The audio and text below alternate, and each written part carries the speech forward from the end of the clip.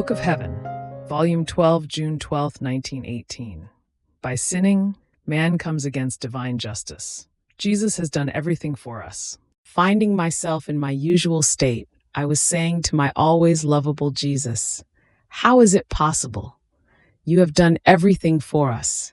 You have satisfied everything. You have reintegrated the glory of the Father in everything on the part of creatures, in such a way as to cover us all with a mantle of love, of graces, of blessings. And in spite of this, scourges fall down, almost breaking the mantle of protection with which you covered us." And my sweet Jesus, interrupting my speaking, said to me, "My daughter, all that you are saying is true. Everything. I have done everything for the creature. Love pushed me so much toward her that in order to be sure of putting her in safety, I wanted to wrap her within my works, as though within a mantle of defense. But the creature, ungrateful by voluntary sin, breaks this mantle of defense.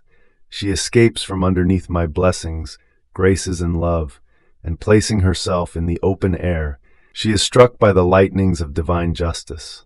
I am not the one who strikes man. He himself, by sinning, comes against divine justice to receive its blows. Pray for the great blindness of creatures."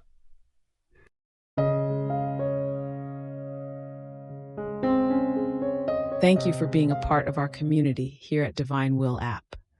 If you enjoy listening to Jesus' lessons on how to live in the divine will, please give this video a thumbs up. Your likes help us reach more souls yearning to live in the kingdom of the divine will. We'd love to hear your thoughts and reflections, so drop a comment below. Your insights not only enrich our community, but also inspire others on their spiritual journey. And don't forget to subscribe to our channel.